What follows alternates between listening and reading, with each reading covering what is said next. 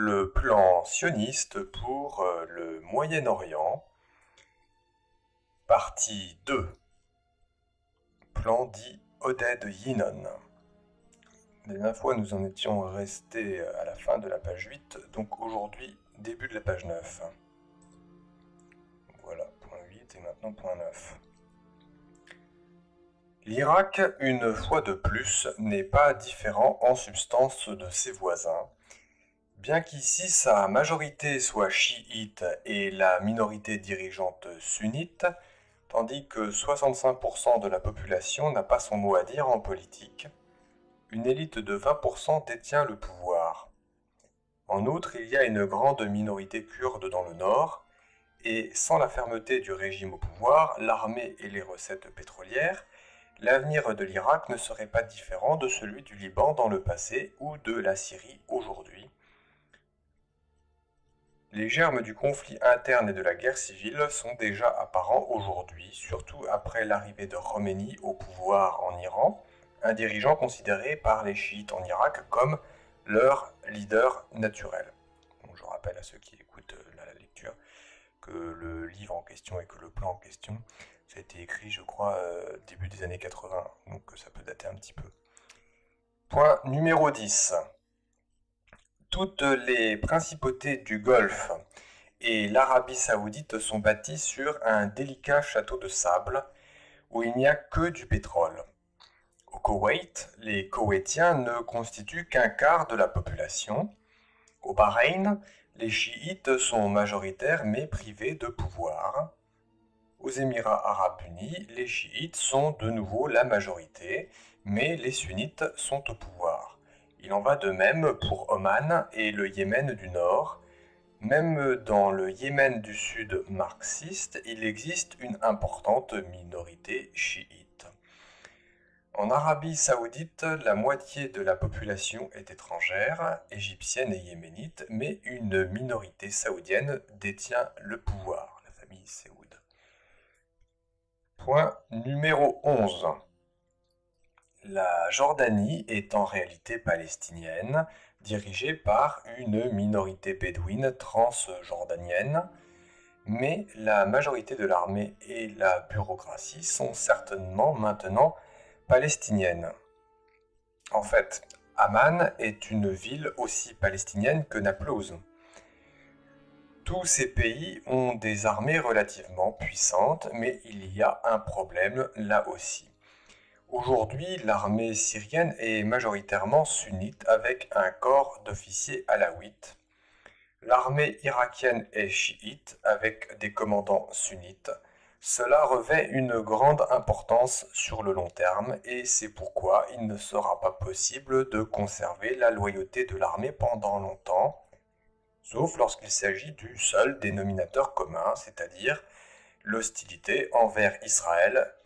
Mais aujourd'hui même, cela est insuffisant. Point numéro 12.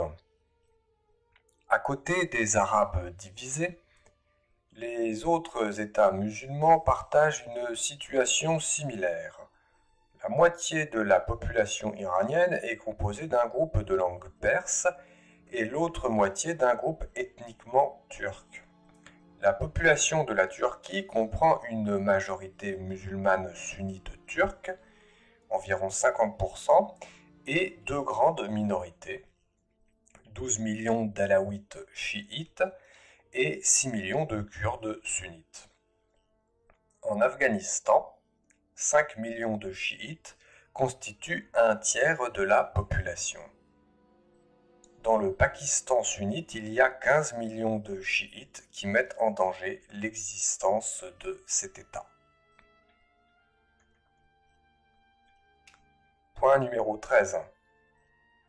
Ce portrait d'une minorité ethnique nationale s'étendant du Maroc à l'Inde et de la Somalie à la Turquie souligne l'absence de stabilité et une désagrégation rapide de toute la région.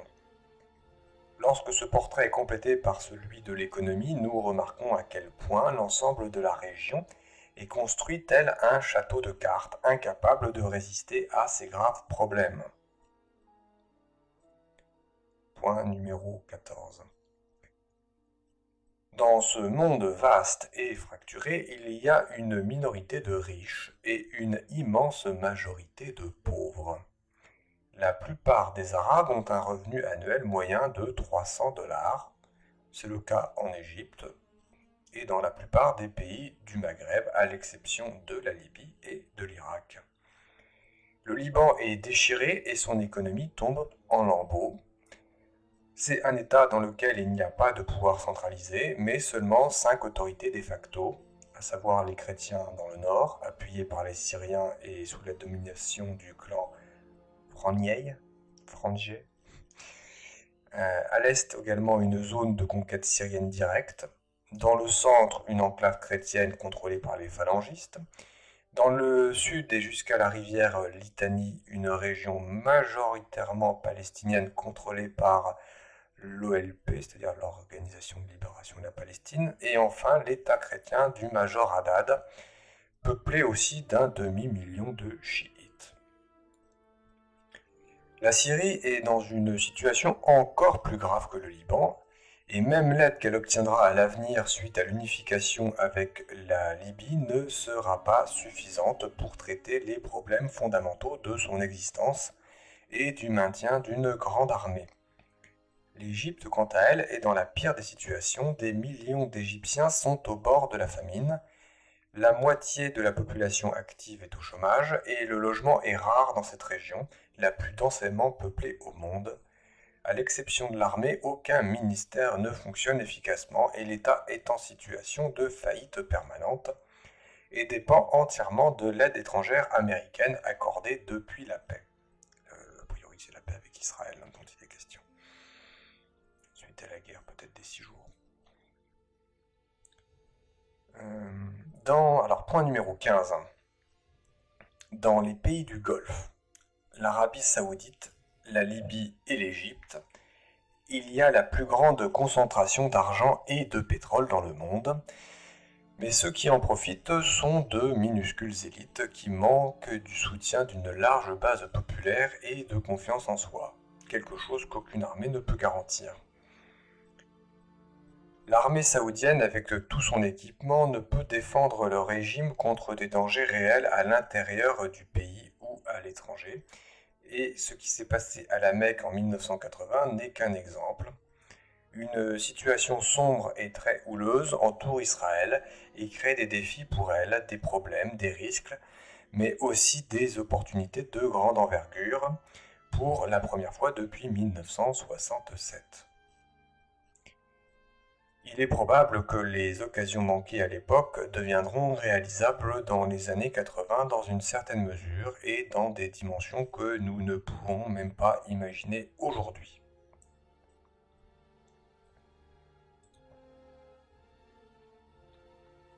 Point numéro 16. La politique de paix et de rétrocession des territoires due à notre dépendance vis-à-vis des États-Unis, empêche la réalisation de la nouvelle alternative qui s'offre à nous. Depuis 1967, tous les gouvernements d'Israël ont lié nos objectifs nationaux à des besoins politiques étroits, d'une part, et d'autre part à des opinions publiques internes destructrices qui ont neutralisé nos capacités tant au niveau national qu'à l'étranger. Avoir omis de prendre des mesures sur la population arabe dans les nouveaux territoires, acquis dans le cadre d'une guerre qui nous a été imposée, est l'erreur stratégique majeure commise par Israël au lendemain de la guerre des 6 jours.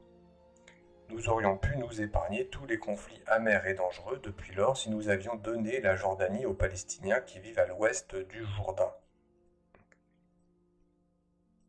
Ce qu'on appelle la Transjordanie ou la Cisjordanie en fonction de votre appartenance politique. En agissant ainsi, nous aurions neutralisé le problème palestinien auquel nous sommes aujourd'hui confrontés et auquel nous avons trouvé des solutions qui n'en sont pas, telles que le compromis territorial ou l'autonomie, ce qui en fait équivaut à la même chose. Aujourd'hui, nous sommes soudainement confrontés à des opportunités immenses pour transformer foncièrement la situation, et c'est ce que nous devons faire au cours de la prochaine décennie. Sinon, nous ne survivrons pas en tant qu'État. Point 17. Au cours des années 90, l'État d'Israël devra subir de profondes modifications de son régime politique et économique à l'échelle nationale, ainsi que des changements radicaux dans sa politique étrangère, afin de relever les défis mondiaux et régionaux de cette nouvelle ère. La perte des gisements de pétrole du canal de Suez, de l'immense potentiel pétrolifère, de gaz et d'autres ressources naturelles dans la péninsule du Sinaï, géomorphologiquement identique aux riches pays producteurs de pétrole de la région, se traduira par une pénurie d'énergie dans un avenir proche et détruira notre économie nationale. Un quart de notre PNB actuel ainsi qu'un tiers du budget est consacré à l'achat de pétrole. La recherche de matières premières dans le désert du Negev et sur la côte ne modifiera pas cette situation dans un futur proche. Oui, alors il faut se rappeler qu'Israël, suite à la guerre, je crois, des 6 jours, avait pris tout simplement la péninsule du Sinaï et en fait avait arrondi son territoire. Et ensuite ils étaient revenus et on a réduit un petit peu leur territoire. Mais donc il y a eu conquête militaire par Israël suite à une coalition arabe portée contre Israël. Voilà. Avec toutes les provocations qu'on peut imaginer. Et qu'actuellement, les Israéliens lorgnent beaucoup sur la Syrie, qui est très riche en pétrole et en gaz, et particulièrement sur la côte maritime syrienne, où vous avez des gisements gaziers et pétroliers particulièrement importants. Et le but étant de réaliser effectivement le grand Israël en morcelant tous les petits États dans des guerres intestines tout autour, et ensuite en faisant agir l'ONU et les États-Unis de manière en fait à pérenniser et à agrandir le territoire d'Israël, en expliquant qu'Israël est un agent pacificateur. Voilà un petit peu l'idée. Point 18. Récupérer la péninsule du Sinaï avec ses ressources actuelles et potentielles est donc une priorité politique qui est bloquée par les accords de paix de Camp David. La faute bien sûr à l'actuel gouvernement israélien et aux gouvernements qui ont ouvert la voie à la politique de compromis territoriaux, les gouvernements de coalition depuis 1967 et la fameuse guerre, je crois, des 6 jours. Les Égyptiens n'auront pas besoin de respecter le traité de paix après la restitution du Sinaï et ils feront tout leur possible pour revenir au bercail, au sein du monde arabe et dans les bras de l'URSS afin d'obtenir l'appui et l'assistance militaire. Parce qu'il faut bien comprendre que tous ces pays arabes qui entourent Israël, dans une bonne partie, en fait, étaient alliés avec l'ex-Union soviétique, c'est-à-dire l'URSS. Et qu'à la chute de l'URSS, ces États arabes se sont retrouvés dans une très mauvaise situation. Et si on en est aujourd'hui avec des guerres partout, en Irak, en Syrie, la chute de l'Égypte, les problèmes de dictature avec les frères musulmans, puis la junte militaire, c'est précisément à cause de l'effondrement de l'Union soviétique qui aidait en fait tout simplement ces pays arabes face à, on va dire, face à Israël. Voilà. Et qu'avec l'arrivée de Vladimir Poutine et le renforcement de l'armée russe actuelle, eh ben on assiste en fait au retour d'une politique arabe, on va dire, au Moyen-Orient, et impulsée par les Russes en grande partie.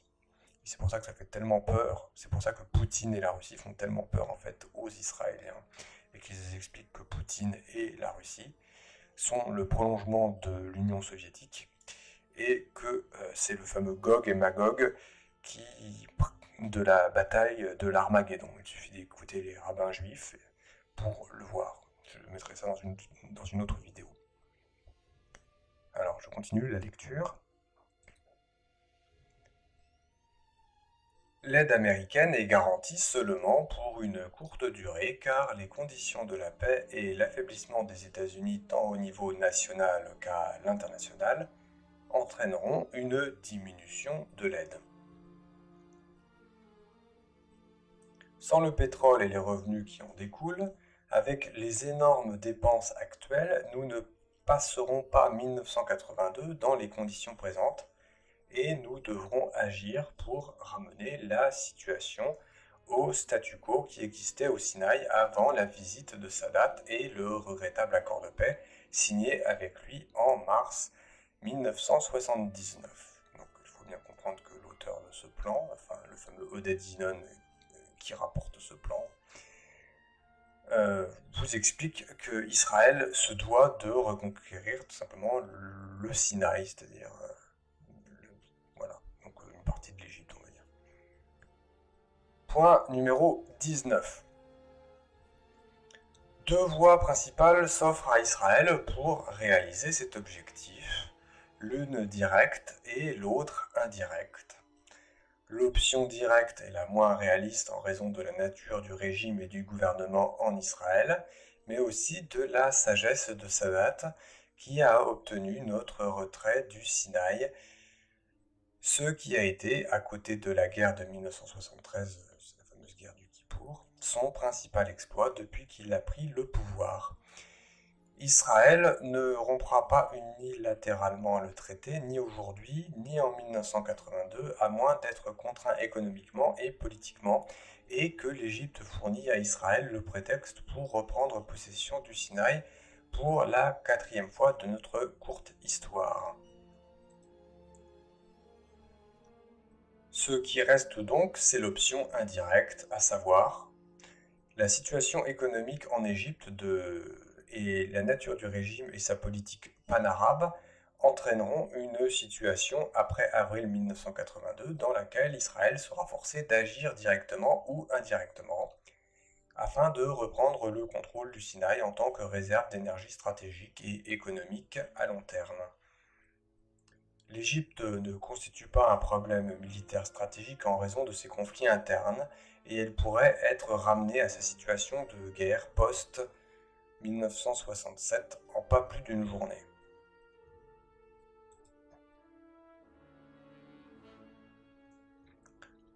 Point numéro 20. Le mythe de l'Égypte en tant que leader puissant du monde arabe a été démoli en 1956 et n'a certainement pas survécu à 1967. Mais notre politique, comme lors de la restitution du Sinaï, a servi à transformer le mythe en réalité. À vrai dire, la puissance de l'Égypte par rapport à Israël seul et au reste du monde arabe a chuté d'environ 50% depuis 1967. L'Égypte n'est plus la principale puissance politique dans le monde arabe et est au bord de la crise économiquement. Sans l'aide étrangère, la crise est pour demain. À court terme, en raison de la restitution du Sinaï, l'Égypte gagnera plusieurs avantages à nos dépens, mais seulement à court terme jusqu'en 1982. Et cela ne changera pas l'équilibre des pouvoirs à son avantage, et cela provoquera éventuellement sa chute. L'Égypte, au regard de sa politique intérieure actuelle, est déjà moribonde, d'autant plus si l'on tient compte de la rupture croissante entre musulmans et chrétiens. Démanteler territorialement l'Égypte en régions géographiques distinctes est le but politique d'Israël dans les années 80 sur son front occidental. C'est pour ça aussi que vous voyez que les États-Unis ont soutenu les frères musulmans en Égypte. Tout simplement, la création comme ça d'islamisme, de zones islamiques et de conflits intra-religieux permet d'affaiblir les États tout autour. C'est pour ça que vous retrouvez derrière les frères musulmans, vous retrouvez le MI6, vous retrouvez la CIA, et certainement également Israël, hein, même si c'est probablement la personne qu'on ne voit soi-disant jamais. Alors, point numéro 21. L'Égypte est divisée et est déchirée en de nombreux foyers d'autorité. Si l'Égypte se disloque, des pays comme la Libye, le Soudan, ou même des États plus éloignés ne continueront pas à exister sous leur forme actuelle et se joindront à la chute et à la dissolution de l'Égypte. Bon, ça c'était écrit début des années 80, hein, tout début. Vous voyez ce qui s'est passé quand même en Égypte, hein. Vous voyez ce qui s'est passé en Libye, vous voyez ce qui s'est passé au Mali, Tunisie, Algérie, hein, ce qu'on a appelé les printemps arabes, hein, avec BHL, hein, le fameux BHL. Tout ça quand même, ça se déroule bien sous vos yeux, hein. Il n'y a jamais de hasard. Alors je reprends la lecture. La perspective d'un État copte chrétien en Haute-Égypte, aux côtés d'un certain nombre d'États faibles avec un pouvoir très localisé et sans gouvernement centralisé est à ce jour la clé d'un développement historique qui a été seulement retardé par l'accord de paix mais qui semble inévitable dans le long terme. Vous voyez bien les massacres qui ont été commis récemment contre les Coptes et qui entachent depuis longtemps l'histoire de l'Égypte, parce que les Coptes en fait c'est la population normalement principale de l'Égypte. Ils n'ont cessé d'être massacrés comme ça, voilà, tout simplement par les musulmans, et derrière vous retrouvez également l'islamisme, mais au-dessus de l'islamisme vous trouvez également d'autres choses. On utilise les côtés sombres des gens pour une politique, on va dire, supérieure. Et là-dedans tout le monde est responsable, les tireurs de ficelles comme les idiots utiles. Point 22. Le front occidental, qui apparaît à première vue plus problématique, est en fait moins compliqué que le front oriental, où la plupart des événements qui ont fait les gros titres ont eu lieu récemment. La désagrégation totale du Liban en 5 provinces sert de précurseur pour l'ensemble du monde arabe, y compris l'Égypte, la Syrie, l'Irak et la péninsule arabique, qui suit déjà cette voie. On peut penser aussi à la Turquie, parce que la Turquie, on ne prépare les mêmes choses. La balkanisation de la Syrie et de l'Irak, plus tard en des zones ethniquement ou religieusement homogènes comme au Liban, est la principale cible d'Israël sur le front de l'Est à long terme, tandis que la dissolution de la puissance militaire de ces États sert d'objectif à court terme. La Syrie se décomposera en fonction de sa structure ethnique et religieuse en plusieurs États comme le Liban actuel, de sorte qu'il y aura un État alawite chiite le long de ses côtes, un État sunnite dans la région d'Alep, un autre État sunnite à Damas, hostile à son voisin du nord, et les Druzes qui vont établir un État, peut-être même dans notre Golan, et certainement dans le Oran et au nord du Jourdain. Cet état de fait sera la garantie de la paix et de la sécurité dans la région à long terme, et cet objectif est déjà à notre portée aujourd'hui. Voilà, donc la vision d'Israël, c'est de jouer les agents pacificateurs dans la région, après avoir tout détruit avec leur golem, le golem qui est les États-Unis, qui sont pilotés par qui, vous savez. Il suffit de regarder les finances.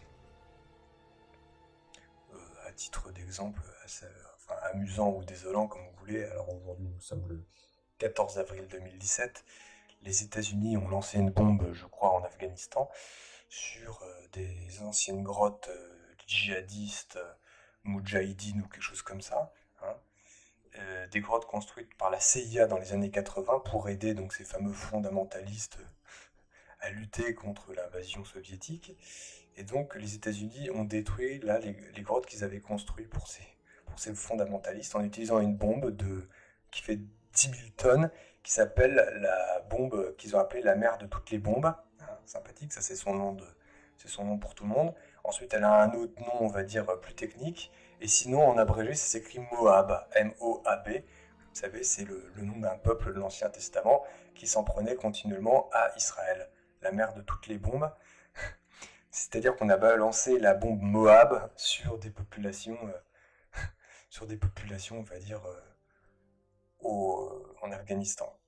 C'est quand même assez balèze d'avoir appelé cette bombe Moab. Voilà, c'est l'ennemi héréditaire d'Israël. Voilà. C'est un petit clin d'œil pour se foutre du monde. Vous irez regarder les photos de la bombe avec marqué Moab dessus. Point numéro 23. L'Irak, d'une part riche en pétrole et d'autre part déchiré intérieurement, est assurément un candidat parmi les cibles d'Israël. Son démembrement est encore plus important pour nous que celui de la Syrie. L'Irak est plus fort que la Syrie. À court terme, c'est la puissance irakienne qui constitue la plus grande menace pour Israël. Faut ne pas perdre de vue que juste après, vous avez eu la première guerre du Golfe, puis ensuite la deuxième guerre du Golfe, et puis on pourrait presque dire l'actuelle guerre du Golfe. On en est quasiment à la troisième guerre du Golfe, quoi. Toujours pour les mêmes raisons. Alors il dit là, le Odadinon, l'Irak est plus fort que la Syrie. À court terme, c'est la puissance irakienne qui constitue la plus grande menace pour Israël. Une guerre irako-iranienne va déchirer l'Irak et causer sa chute en son sein, avant même qu'il ne soit capable d'organiser un conflit sur un large front contre nous. Ne jamais oublier qu'on a embêté Saddam Hussein avec des soi-disant armes chimiques, fournies naturellement par les États-Unis, les gazages soi-disant contre les Iraniens ou inversement. On s'aperçoit qu'à chaque fois, les stocks de gaz proviennent toujours des mêmes personnes. Il faut dire tout simplement des États-Unis. Puis on accuse les gens de crimes chimiques. C'est les fameux hoax au gaz. On en est à je ne sais plus combien de hoax au gaz, un peu partout dans le monde. Avec un principal événement. Le hoax au gaz, c'est quelque chose. Ça revient tout le temps. Vous avez le camp du bien et le camp du mal. Le camp du mal utilise le gaz, c'est bien connu. Tout type de confrontation interarabe nous aidera à court terme et raccourcit le chemin vers l'objectif plus crucial de la dislocation de l'Irak, en mosaïque confessionnelle comme en Syrie et au Liban. En Irak, une division en provinces selon des lignes ethniques ou religieuses, comme en Syrie, pendant l'époque ottomane, est possible. Il faut revoir donc les cartes que je vais mettre en début et en fin de vidéo sur ce qu'on appelle le Eretz Israël. Ils veulent tout simplement un État d'Israël, on va dire de la partie est du Nil jusqu'à l'Euphrate, c'est-à-dire une partie de l'Égypte, jusqu'en fait à la partie, on va dire, ouest de l'Irak. Donc du Nil à l'Euphrate. Voilà le Grand Israël qu'on appelle donc Eretz Israël, qu'on peut retrouver sur la pièce de shekel, c'est-à-dire les shekels, c'est de la monnaie israélienne. On peut voir ce plan du Grand Israël. Ce plan qui est donc ici dévoilé sous vos yeux avec le plan Oded Yinon, traduit, je le rappelle, par Israël Shahak. Voilà, et donc ce que je suis en train de lire, c'est une transcription par Israël Shahak. Je pense que ça a été retraduit vers le français, parce que je pense qu'Israël Shahak avait traduit de l'hébreu vers l'anglais, et qu'ensuite il y a un gentil traducteur qui a traduit de l'anglais vers le français. À confirmer. Tout type de confrontation interarabe nous aidera à court terme et raccourcit le chemin vers l'objectif plus crucial de la dislocation de l'Irak en mosaïque confessionnelle comme en Syrie et au Liban. En Irak, une division en provinces selon des lignes ethniques ou religieuses comme en Syrie pendant l'époque ottomane est possible. Ainsi, 3 ou plus États existeront autour des 3 villes principales, à savoir Bassora, Bagdad et Mossoul, et les régions chiites au sud se sépareront du nord sunnite et kurde. Il est possible que l'actuelle confrontation irano-irakienne intensifie cette polarisation. Voilà, donc la grande crainte en fait, c'est que les sunnites et les chiites arrivent à s'allier contre l'État d'Israël. C'est la grande crainte d'Israël. Les sunnites et les chiites sont tellement bêtes qu'actuellement ils se tapent dessus. Bon, moi je vous le dis, moi je suis chrétien. Ils se tapent dessus. Et ils sont effectivement instrumentalisés. On peut penser ce qu'on veut des sunnites et des chiites. Moi personnellement, je suis anti-islam et je n'aime pas du tout la religion musulmane. Mais il faut bien avouer que derrière, il y a quand même de la grosse manipulation et un problème d'argent. Si les sunnites et les chiites pouvaient s'allier pour enterrer la hache de guerre, ce serait quand même une bonne chose. C'est la plus grande des craintes d'Israël, et en même temps, d'un point de vue biblique, messianique, juif, ils craignent l'alliance sunnite et chiite au sein d'une grande coalition internationale menée par, on va dire, menée par Poutine et la Russie qu'on appelle Gog et Magog. Voilà, ils craignent une alliance des peuples de la Terre contre leur micro-État. Et ils s'imaginent que tel Gédéon dans l'Ancien Testament, ils viendront à bout de toutes les armées coalisées dans le monde. Et en fait, ils pensent même qu'à terme, les États-Unis s'allieront avec les Russes pour leur faire la peau. Voilà la grande crainte d'Israël. Bon, je ne suis pas vraiment spécialiste de tout ça, mais c'est ce qui ressort quand même de tout ça. Voilà, donc c'était la fin de la partie 2. N'hésitez pas à laisser des commentaires, à mettre des pouces sous la vidéo, à liker la vidéo, ça m'encourage, je vous remercie. Et donc la prochaine fois, ce sera la partie 3 et je terminerai a priori ce plan Oded-Dinon. Et ensuite, j'ai d'autres projets toujours un peu sur ces thèmes-là. Je pensais aussi peut-être vous parler de Sun Tzu et de l'art de la guerre, ou même peut-être de Clausewitz qui parle de la guerre. Voilà. Pour parler un peu de stratégie, parce qu'il y a la stratégie diplomatique, la stratégie guerrière. Je pense que c'est très intéressant pour comprendre l'actualité, y compris l'actualité diplomatique, avec toutes les négociations à l'ONU. Voilà. Bien à vous, bonne journée.